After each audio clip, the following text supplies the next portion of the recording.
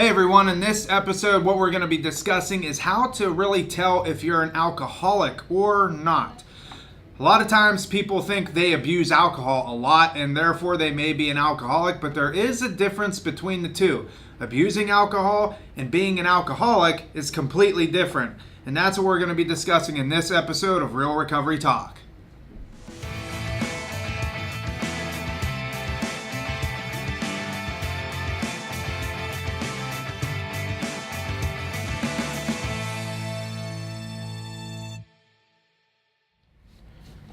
Here we are, Real Recovery Talk. I am your host, Tom Conrad, and to my left I have Benjamin B. blessing us again with his presence. Blessing again. In today's episode, we are going to be discussing how to really identify if you are an alcoholic. We get a lot of people that ask us, I'm not real sure if I'm an alcoholic. I drink a lot, but maybe I don't know if I really meet criteria to be an alcoholic. And there's alcohol abuse, there's binge drinking, and there's, people that are actually alcoholic. And what we're going to do today is we're going to go ahead and break those down for you. And at the end of the episode, you'll be able to identify as one of them. But also, I want to let you know, if you want to chat with us live, you can go to realrecoverytalk.com. There you will see a pop-up that's for a live chat, and that is how you can access either myself or Ben and ask us any questions that you may have pertaining to yourself or for a loved one. There's no stupid question either. So if you have anything pertaining to addiction, let us know. Reach out to us, and you can find that at realrecoverytalk.com, and it will pop right up there on the homepage for you. So with that being said, let's get right into this. Ben, am I an alcoholic? I think you are, Tom, for sure, but it doesn't matter what I think. So one of the things that I want to kind of open up with before we really get into this is, there's a saying in our field, we have the only disease that tells us that we don't have it that has to be self-diagnosed. Now, the part that I want to focus on is the fact that it has to be self-diagnosed. How many times do we go to a doctor and sit down with them and they might say, hey, Tom, hey, Ben, I think you might have a problem with drinking, possibly alcoholism. But the thing is if I don't buy into that myself, what path am I going to take, And I think what we're really going to dive into is, what's the difference between the problem drinker and the real alcoholic? And I think what it's going to come down to is the measures that need to be taken, so to speak. If you end up diagnosing yourself an alcoholic as opposed to just a problem drinker, so to speak, that needs to tone it back, there is a difference in the lengths that need to be gone to. Yeah, so we have some notes here in front of us, and if you see us fumbling through a piece of paper, listen, we do this every day, all day, but it's also very good for us to reference notes and to make sure that our conversation doesn't end up off in like La La Land somewhere. So the first thing I think that we need to do is really define the difference between alcohol abuse and alcoholism, and I think alcohol abuse, obviously, that's the precursor to alcoholism. Alcohol abuse, maybe there isn't any real physical consequences yet. Biologically, our body isn't dependent on alcohol, and I think that's one of the biggest things. When you cross that line, alcoholics, people that suffer from alcoholism, are physically dependent on alcohol, meaning your body can't go without having it. And when you cross that line, I know for myself, I remember the day distinctly, I noticed I started getting some shakes. And I'm like, I know this isn't anxiety, this is alcohol withdrawal. And so I had crossed that line. And prior to that, alcohol abuse, my body wasn't really physically dependent on it. And I was doing a lot of binge drinking as well. But it was the precursor to alcoholism. And generally with alcohol abuse, there are going to be some consequences, but they're not going to be as heavy as, say, when you do cross that line into alcoholism, the consequences that come with that.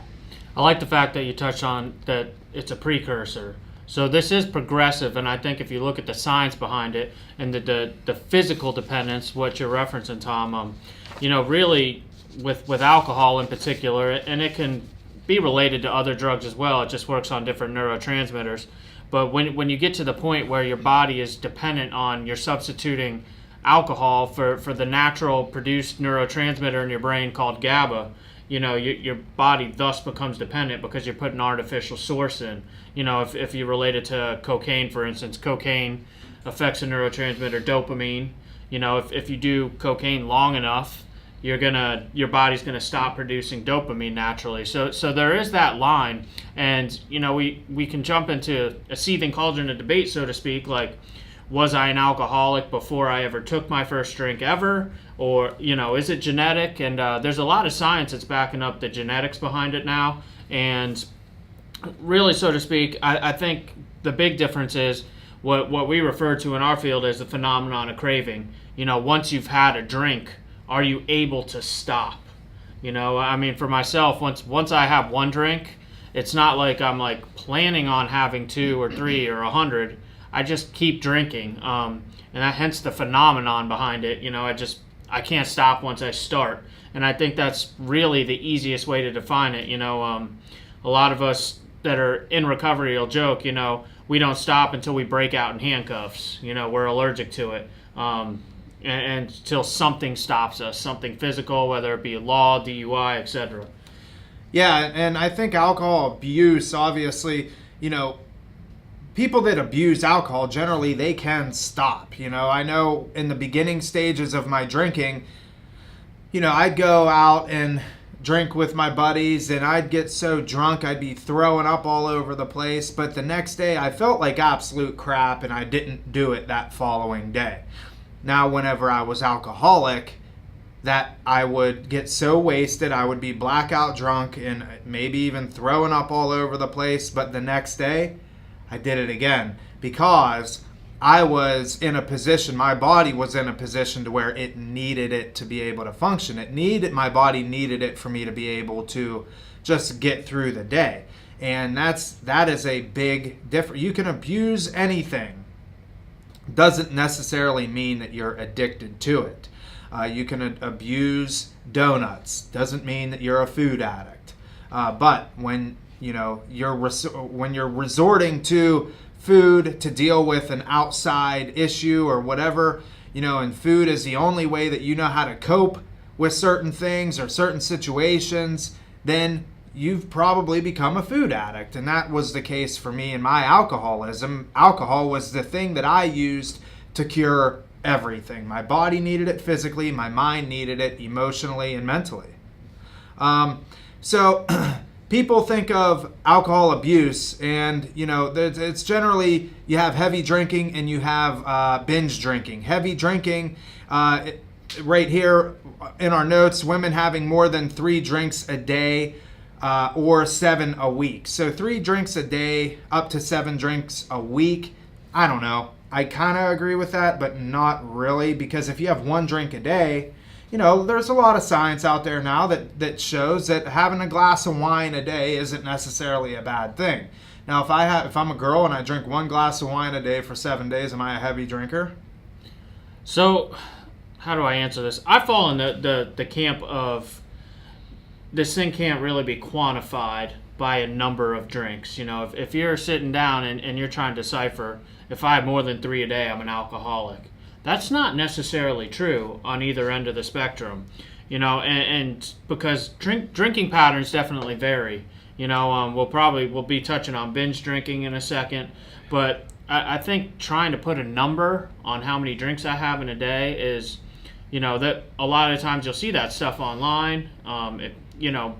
Might be something to be concerned about, but is that what qualifies you as an alcoholic? I don't believe so. Right. You could have 10 drinks a day and still not technically be an alcoholic. It's not necessarily about the quantity, it's about the way that your body responds and reacts. Yeah, I know people that are, 300 guys that are 300 and some plus pounds that can drink 10 beers and be totally fine, totally normal, shut it off the next day, go to work and not do it again for another couple of weeks or whatever, and are they alcoholic? I would venture to say no. But this is also something, like Ben said, that it's generally self-diagnosed. So now the binge drinking aspect of it, what would be your take on that? So binge drinking, I look at as, a lot of the times, because we do get folks into treatment who are qualified alcoholics that binge drink. Just because you don't drink every day doesn't mean you're not an alcoholic. So with that being said, it comes down to what I previously stated about once I start drinking for the night, am I able to stop on that run? Once I pick one up, when does it come to an end? Am I going to be able to call it off at 2 a.m., 3 a.m. when the bar closes? Or am I going to be moving on to the next place for almost no reason at all? When you're continuing to drink against your own will, so to speak, or without a plan, I think binge drinking can bring you to the frequency of drinking daily. We see that very often. People binge drink and they come to us concerned, I don't know that I'm an alcoholic because I don't drink every day. But again, what it comes down to, and I like to make this part very, very clear, that it has to do with the physical aspect. It's said that alcoholics have an allergy. It's an abnormal reaction. And I just want to throw this out there. It's been scientifically proven that acetaldehyde, which is the waste product from alcohol being digested in the system, it's been proven that it breaks down 70% slower in alcoholics than in normal people. So there's a difference in metabolism. Metabolism is what makes an alcoholic an alcoholic. Like somebody being allergic to peanuts. Some people can eat peanuts and some people can't if you're allergic to it. And that's the difference, is this physical aspect. Not necessarily the quantity you take, but the symptom is what we refer to again as the phenomenon of craving. Once you start, can you stop? Yeah, and I think something too to definitely take into consideration, because people come in here and they may only drink 3, 4, or 5 times, a year for that matter, but every single time they drink, something happens. They're blackout drinkers. I don't know. They get arrested. They wreck their cars. They do, and that's where the binge drinking would come into play there. But it's also alcoholic tendency. Like, there's no clear cut, well, if you drink 7 drinks a day, 3 to 5 days a week, that you're going to be classified as an alcoholic. It's just not a definitive answer like that. We very often even meet people, if you look at age brackets, how often do we get someone in here that says they didn't even really start drinking until they were 45, 50 years old, and all of a sudden they're drinking alcoholically? And it comes down to maybe at the point in time in their life, they were having a few drinks, but they had other things going on, and they get to the age where they're not having to work as much. They're pretty well established, and they find themselves going out for drinks to enjoy it, abusing it. Next thing you know, that abuse progresses very quickly into alcoholism. So the age factor and previous lifestyle doesn't really differentiate whether you're an alcoholic or not either. I've met plenty of people who did not have a problem with alcohol for the first 50 years of their life. I went waltzing into treatment at 26 years old and was, looking back on it, of course, true alcoholic. I mean, I was drinking with guys that were twice my age, 3 times my age, and, I was right there with them, had all the alcoholic signs. But here I go walking into treatment at 26 years old, and I'm with people like Ben that they're talking about copping drugs, and they're talking about shooting heroin and dope and everything. And I'm like, I was never exposed to any of this stuff, but I also thought to myself, can I really be an alcoholic at 26 years old? Because the alcoholics that I was in treatment with, you know how old they were? They were in their 50s. They were in their 60s. The true, I'm in here for alcohol people, and that was what I was in there for. I could not stop drinking, but I had that going through my head. I'm only 26 years old. This is probably just some sort of phase. Everybody goes through this at 26 years old. Well, lo and behold, through treatment and surrounding myself with other people that were recovering, I found out and I knew I'm an alcoholic. And obviously today I still believe that through and through. So let's kind of go now into alcoholism. So we talked about binge drinking, and we talked about heavy drinking and alcohol abuse. Obviously, Now, there's the whole alcoholism part, when you cross that line into alcoholism. And there's so much in here, and there's a lot of different warning signs and things to look out for. And you may have one of these, you may have 5 of these, but if you have any of them, and I think another thing to point out is if you're questioning if you are, there's a good possibility that you are. If you stumbled across this episode and you're like, man, I wonder if I am an alcoholic, you may be. And if you are, and if you have these warning signs, that's okay. The fact is that you're going to identify it and you're going to understand, and now you have a good starting point, and you know that there is an answer to help. I want to touch on an important point real quick too. There's such thing as functional alcoholics as well. Whether or not you're holding a job, maybe with a 6-figure salary, doesn't matter. But just because you're holding a job or you have a house and your family's still together, that is not what differentiates the alcoholic from the non-alcoholic or the problem drinker. A lot of the times we hear that stuff, folks will come into treatment and say, yeah, but I'm not like these guys. I still have a job. I make 6 figures and everything on the outside looks good. But when it comes down to it, what are you doing sitting in the same room with us then? It's one of those things where your past successes don't necessarily decipher whether or not you're an alcoholic.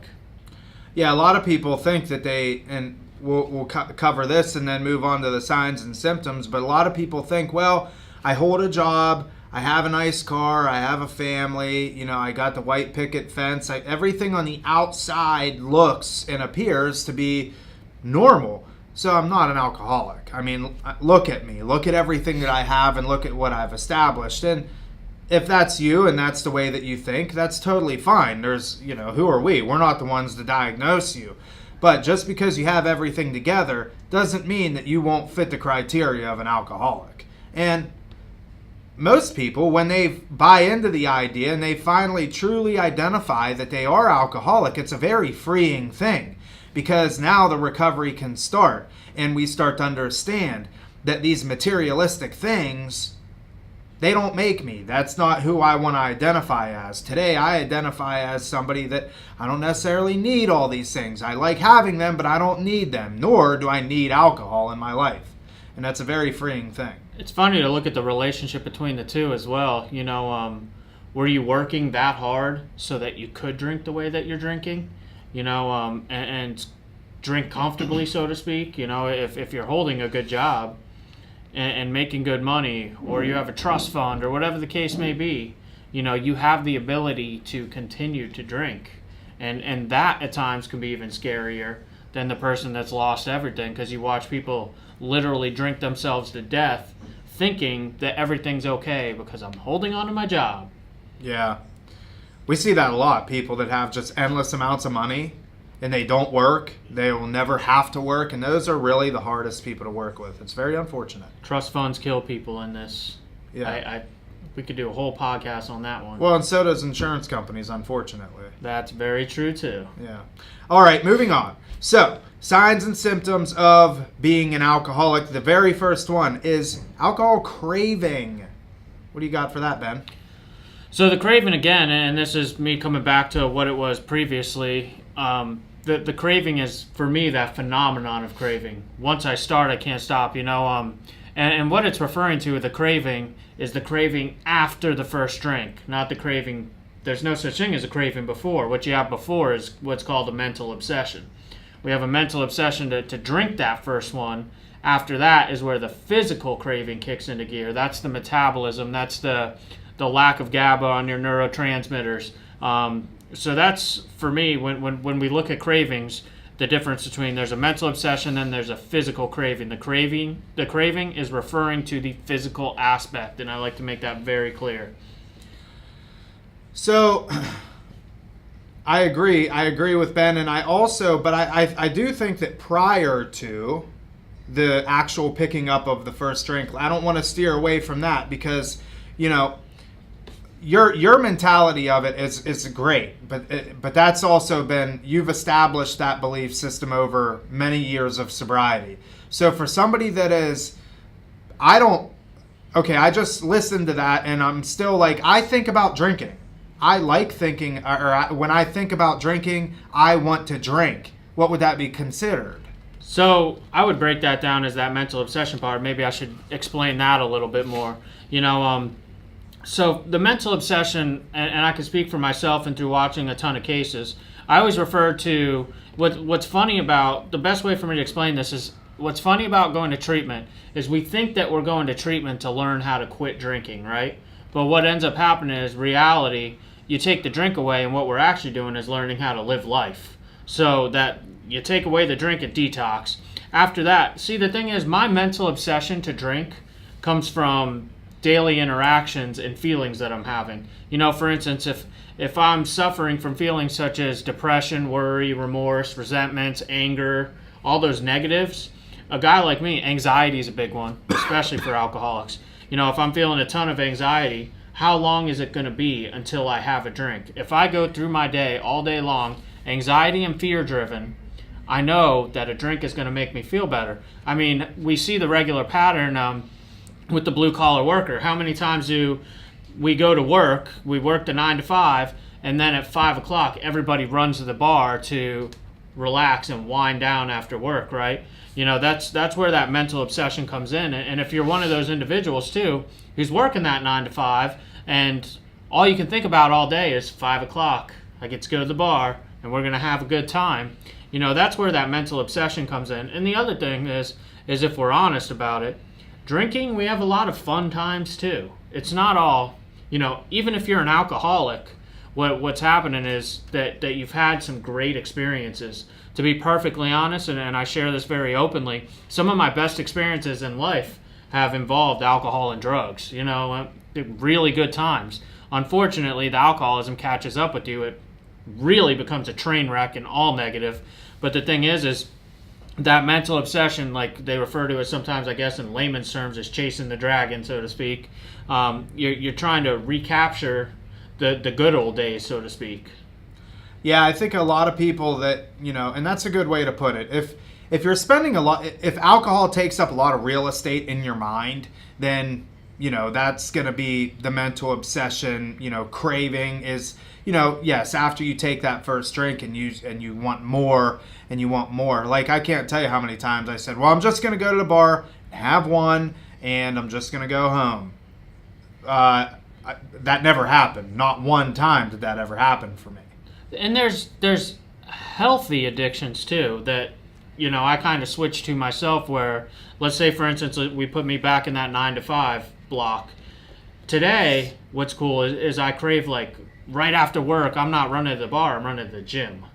Like you get that too sometimes. I mean, Tom starts saying to me at 10 a.m., Ben, I got to squat today, I got to bench press today, and we probably talk about it another 30 times throughout the day. Can't wait to get to that point.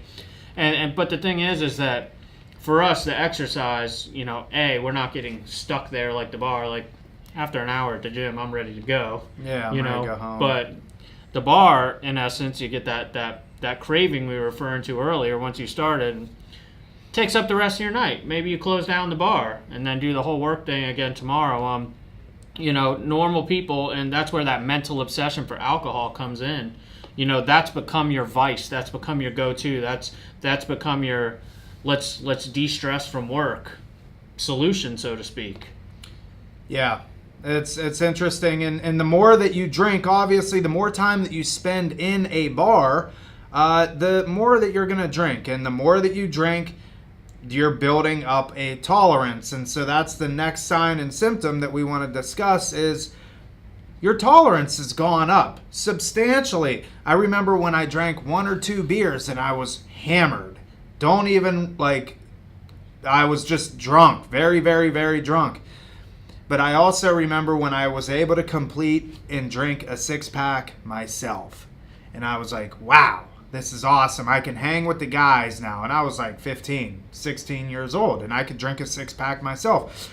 And then fast forward to 26 years old, when alcohol really had me in its grips. I was drinking a case of beer a day, a case of 16-ounce cans a day, along with whiskey and whatever hard liquor that I would manage to drink that day and some other dry goods, maybe a little bit of cocaine here and, Xanax or whatever. My tolerance had increased so much. And the thing with alcoholism is it's very slow.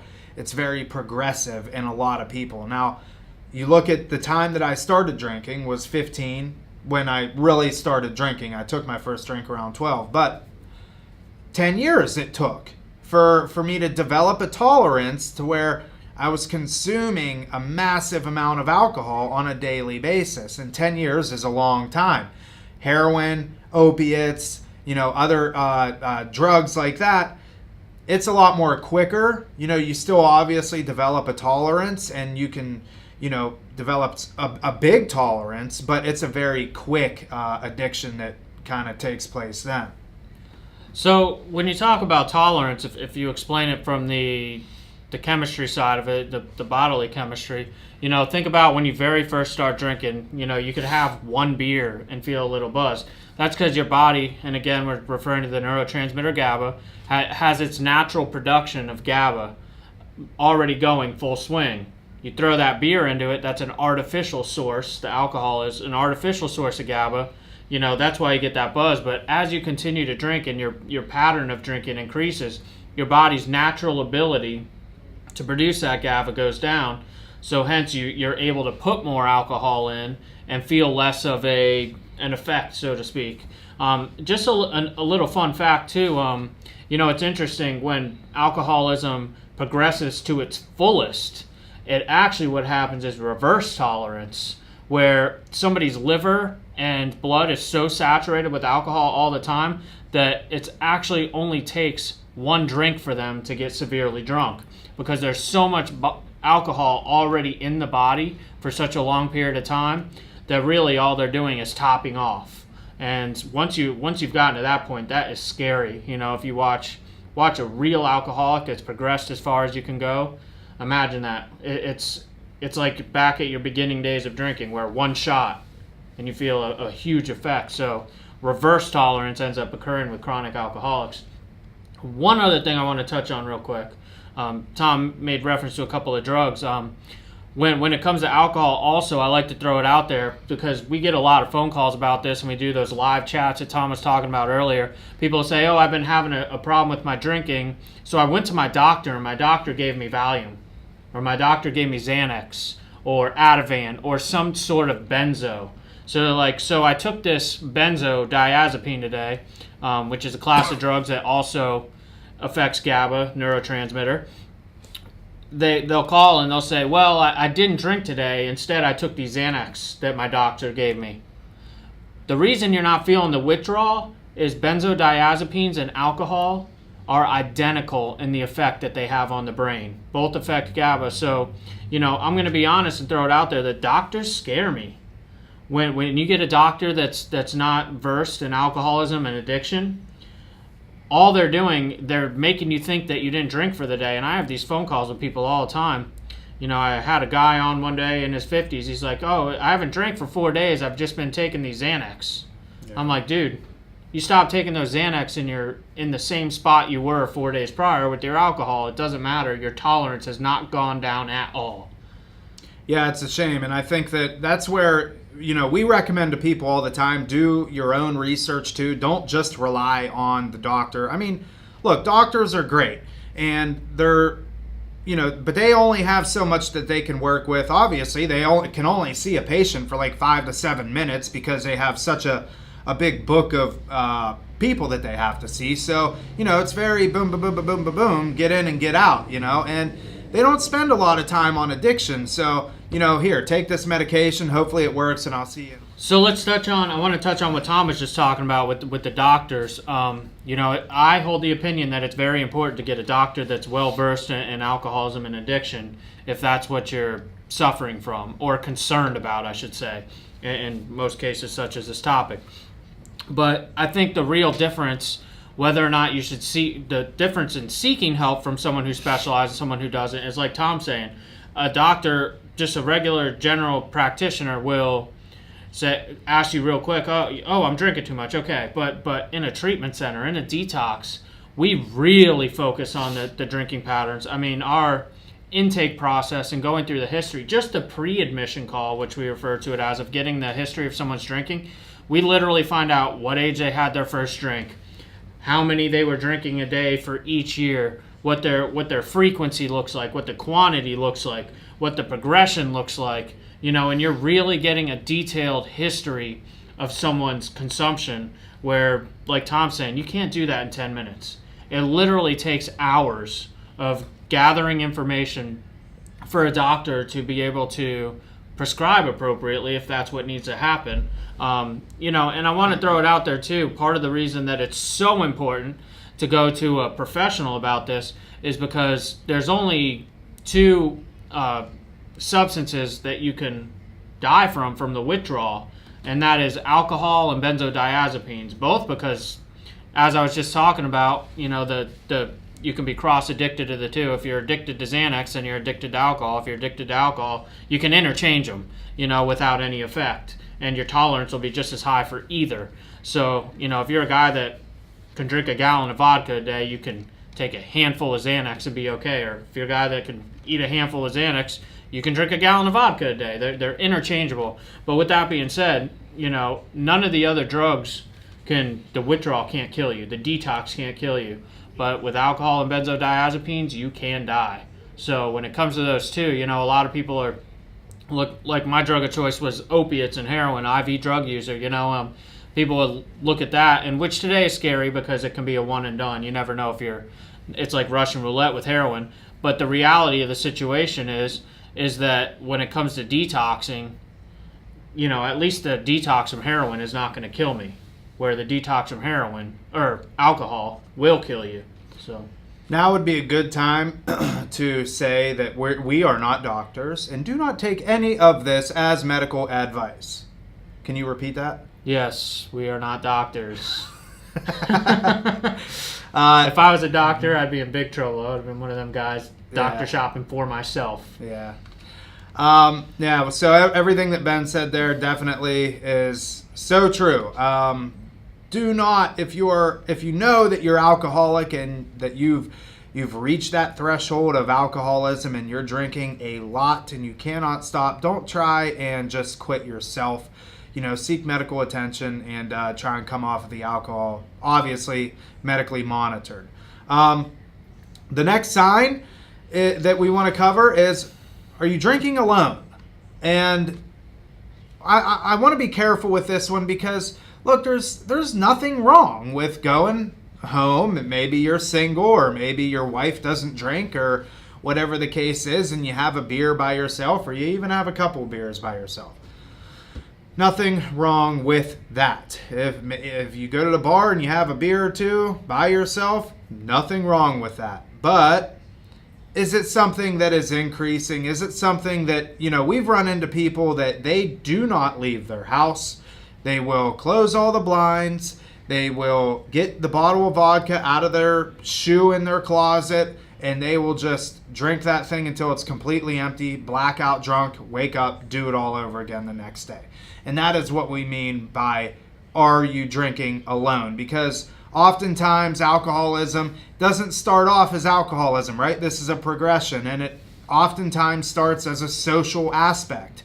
It generally makes people have fun more, and it lightens the mood, and we go out with our buddies and we drink and blah, blah, blah. But eventually it can get to the point where you drink alone.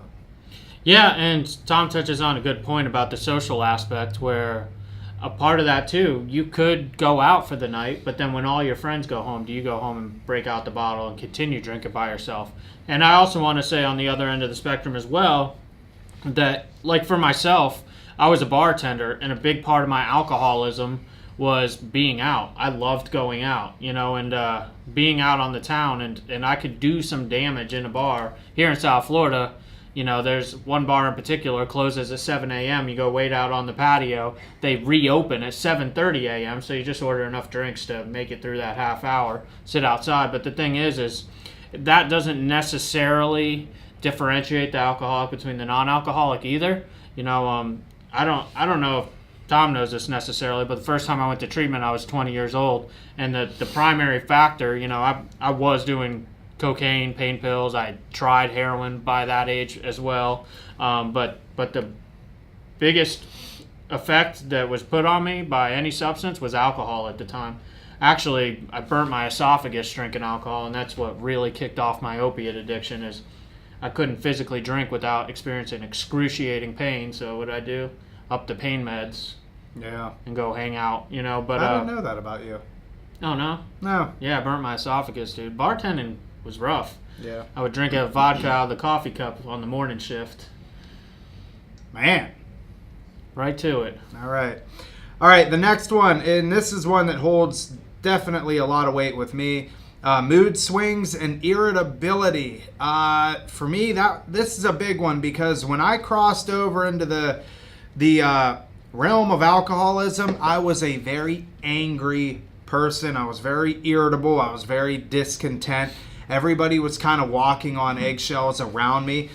Remove the alcohol and get me sober, and I was a very fun person, easy to be around, and so on and so forth. But whenever I became alcoholic and I wasn't at the bar or I didn't have a lot of alcohol in my system, I was a very angry person. And if you came in between me and booze, it was even worse. I can't tell you how many times I would get in fights with my dad, the people that cared about me the most. If they even came close to threatening my relationship with alcohol, forget it. I was a very mean person. And my dad would have conversations with me and say, Tom, is it necessary? Do you need to go to the bar tonight? Like, really? It's Tuesday. You were just there yesterday. And I would flip my lid. I'm like, Dad, what do you expect me to do? Just sit here and do what? Watch TV? Like, no. Yeah, I'm going to go to the bar and I'm going to hang out with my friends. And nobody is going to come between me and doing that. And that was something that definitely, affected me a lot. What about you, Ben? Without a doubt. And for me, it played on both ends as well, where if I needed a drink and wanted a drink, if you got in the way of that, definitely. I would throw aside all else and I couldn't wait to get to the bar, And on the other end, once I had a few drinks, I was usually good. I was a lot of fun for about a six-pack. Six-pack and a pint of vodka later, and I got mean and irritable again. So I'd go from being mean and irritable about not drinking to, for a short period of time, you have those few drinks, that relief, I'm feeling better. And then once I was drunk, I became an angry and mean drunk. So it would kind of be like a seesaw, teeter-tottering back and forth. Yeah, nobody really wanted to be around you, I'm assuming. Nobody really wanted to be around me. My friends changed as, my alcoholism progressed. When one group of friends couldn't keep up with my drinking, I had to find new friends. And the same with drug addicts. If you can't keep up with my heroin use, I got to find somebody that can. And, you lose friendships, and you lose a lot of valuable friendships too, because a lot of my friends, they wanted to go out and have drinks and whatever, but they could shut it off. I couldn't shut it off, so therefore they couldn't be my friend anymore. I made a lot of what's referred to as fair weather friends. Yeah. From the bar. And kind of like you're saying, I picked up new friends, but it wasn't necessarily because they could hang or wanted to hang. It was they just didn't know how bad I was. So, oh man, you got hammered last night. And in the back of my mind, I'm thinking like, yeah, I do every night. Yeah. You just don't know me that well yet. And I would find friends too that were just a little bit worse than me, or so I thought. My friends that here I was 25, 26 years old hanging out with people that were in their 60s and 70s that were, they were alcoholic. And I would tell myself, well, when I get as bad as they are, then I'll get help.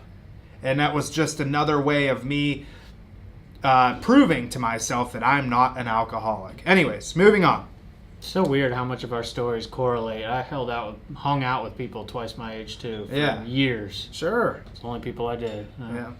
All right, here we go. Despite the outcomes, we are going to continue to drink. And I think this is where we start getting into the consequences. A lot of people, they'll start getting consequences of their alcoholism. For me, one of the consequences that I suffered was a loss of a relationship, and didn't stop me from drinking. I lost the relationship as a direct result of my drinking, but what was the answer for me? Just to continue to drink. I didn't stop and think, oh, I just lost this relationship because of my drinking, I better stop. No, it just added fuel to the fire, per se. And that's when that was another one of the tall tale signs that alcoholism had set in. People get DUIs, they abuse their kids, they abuse their spouses, they abuse themselves. They'll fall down the steps and bust their teeth out, whatever the case is. But yet they'll still drink. There's not a problem. I could go on for days on this one giving examples, but yeah, I got a DUI, was put on probation, and they tell you right away you can't drink while you're on probation. And what did I do? I drank, and I got caught drinking while on probation. And it goes on and on and on. And I'm the guy, and this was more related to my drug addiction. But my kid was walked out of my apartment. They took my kid from me. The first thing I did was I ran to the drug dealer. And once you're to that point, the consequences, unfortunately, don't necessarily decipher whether you're an alcoholic or not. But if you're continuing to drink when things are really not going well, chances are you are an alcoholic. When you've got so many consequences and you keep doing it anyway, I don't like to diagnose anybody an alcoholic. Like we said before, you have to make your own diagnosis. But, there comes a point where it's like, dude, why are you still doing this?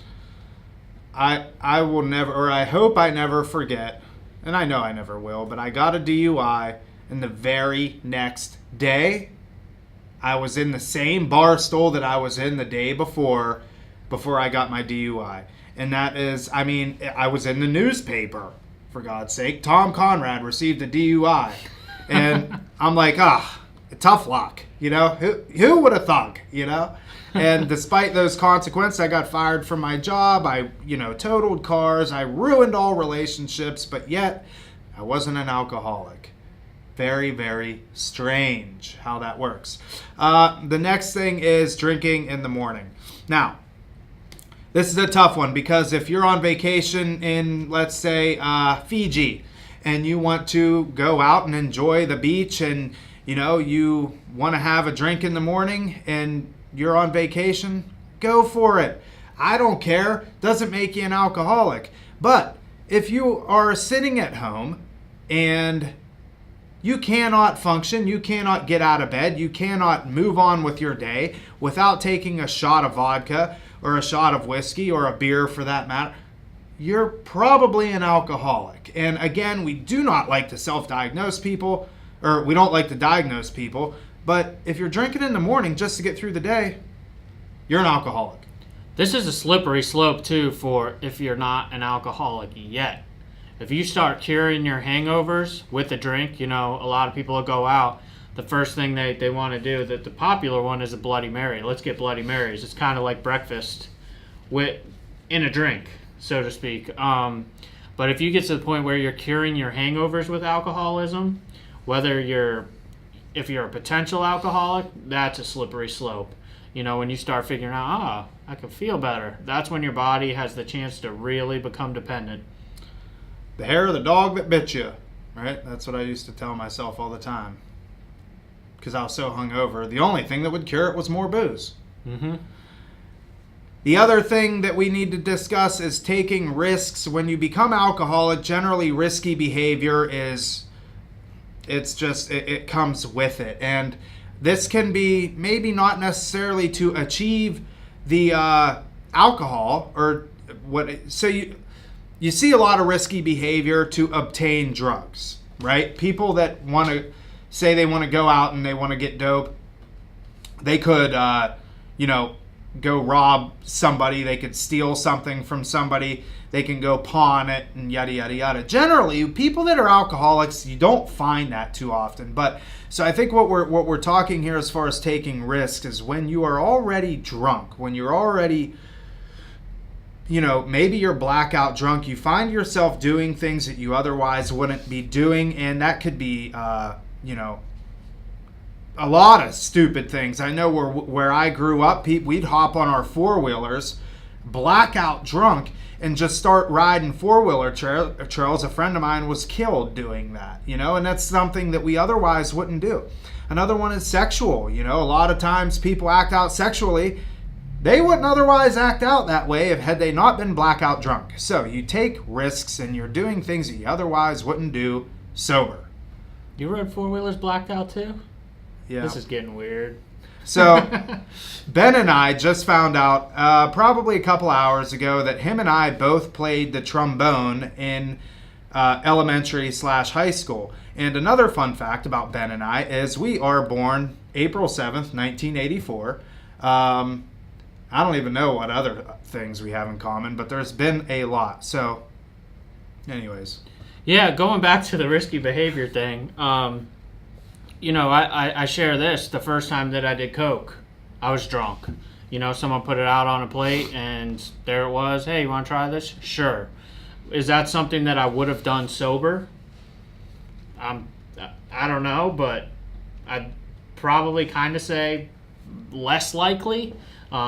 Couldn't guarantee it, but definitely less likely. It lowers the inhibitions, and Tom touched on sex, having unprotected sex. How many times is alcohol involved in promiscuity? Am I saying that word right? Promiscuity. I think yeah. Siri, how do you say that? Siri.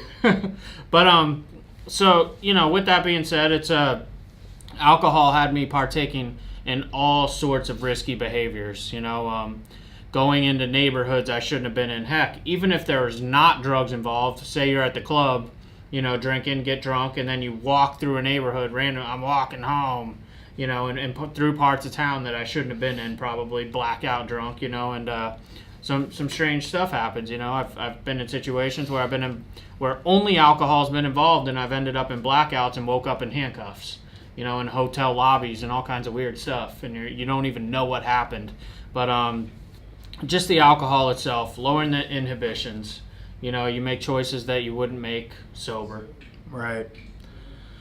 Well, and this brings us to the last one, and I think this one obviously kind of wraps it all up, and the inability to stop. You take that first drink, and then it's it. You cannot stop, and that happens with a lot of people. When you get to the point where you just can't stop, no matter how much you want to, chances are you're an alcoholic. You've gotten to that point, but there's again nothing wrong with that. Now you're able to identify it, and now we have to start fixing it. I would tell myself I'm just going to go to the bar and have one. And, 6-8 hours later, I'm closing the bar down. And my intention was to go there and have one. Just because I could. And I wanted to. And there was nobody to really tell me otherwise. But I couldn't stop. And I think that happens, and when you get to that point, there's really, you have, what's that saying? How's that go? You have, couple of options, go to the bitter end, or yeah, we have but two alternatives. One's to go on to the bitter end and die an alcoholic death, or accept spiritual help. Two options. There you go. And that's straight out of the big book of Alcoholics Anonymous. Yep. So inability to stop drinking, I think in a nutshell, if you've had to listen to this podcast or Google or ask Siri whether or not your drinking is a problem, I think you might already have your answer. Yeah, it's a good chance it's a problem. But that's okay. We're not saying that to shame you, because we were in that position too. And in order to get through to the other side, the first thing that you have to do, again, is identify that there's a problem. And when you can identify that there's a problem, you can just reach out to people like Ben and myself, and we can help you navigate that problem. So, Ben, you have any final thoughts? Dude, I love the fact that I'm an alcoholic and drug addict. A lot of people watch. If you're watching this and you're in a spot where you're still struggling, you probably are like, what is this guy talking about? But the funny thing is the life that I live today, because of that problem, I crossed that line where I had to say to myself, I need to start living my life in a different manner. And the way that I started living my life has been full of rewards in ways that I can't even explain. So I'm grateful that I went through what I went through. I'm grateful that I admitted I was an alcoholic and a drug addict, and I am where I am today because of it. And life is freaking awesome today. What are we, 8.5 years now? Yeah, we got sober at the same time too. Yeah, weird. Yeah, so there is a lot of freedom in being able to identify that you are an alcoholic, and look, being okay with that is, it's a great thing. You develop a lot of great relationships, and you build a life beyond your wildest dreams, and it's true. It really does. The thing is that you just have to devote some time, and you have to be willing to put in some work, and if you can do those two things, then you're going to be in a very good position in a fairly short amount of time. A month, a week, even. You start gaining things back, and you start really understanding that sobriety is worth it. I think that's one of the hardest things for people, is to fully understand that sobriety is worth it, because we've been under the influence for so long, and that's been our coping mechanism for everything. And you take that away, it's very hard to comprehend that we can go through life without alcohol. I want to touch on something really quick. This made me think of what you just said, made me think of this. We have a lot of situations too where people come down to us for treatment. The reason I'm thinking of it is because it's actually happened today. We had a guy that came down here, he's like, I'm doing my 30 days like it's a jail sentence and I'm out. He literally just walked out. He's, about 30 days in now? And he's like, I think I might be moving down here, because recovery is not what people think that it is. If you're actively drinking and having a problem, it's you're going to find out that you come to a facility like the one that we have, or one similar to it. A lot of people are under the concern. I talk to people on the phone all the time. They're like, I've already been to treatment. I did a residential treatment center where you're like locked in a hospital type setting, and you don't get to see the sun. Like, recovery doesn't have to be that. There's a lot of options out there, and it's important to understand that, what you think seems like a jail sentence at the time, a few weeks in, people realize treatment was nothing like I expected. It's actually pretty awesome. Yeah, and that's awesome when we get to see those transformations in people's lives. And it honestly, it's why we do what we do. I mean, it makes things a lot easier for us to continue to do this and continue to be able to. It allows us to put content out and to reach people through YouTube and through the podcast and stuff. And even if you don't end up at our treatment center, obviously, it's, there's multiple ways to get sober. You don't have to go to treatment. Obviously, that's one of the easiest and most successful ways. But it's just great that we're able to do this. So, with that being said, I'm done. Are you done? I'm definitely done. I was done 8.5 years ago. Oh, with this podcast? Yeah. I thought you meant drinking. I got you. Yeah. Okay. Dad jokes. Yeah. All right, that is it for today's episode. Thank you for tuning in to Real Recovery Talk. Go to realrecoverytalk.com/conversation, and there you can download your pretty little PDF file. And what that will do is walk you through the steps on how to have a conversation with your loved one that is struggling with alcoholism and or drug addiction. That conversation will not be easy, and we walk you through step by step what to do and how to navigate that. So go to realrecoverytalk.com/conversation, and we will see y'all later. Good. Oh, Renee was like peeking through the window looking here. up my underwear.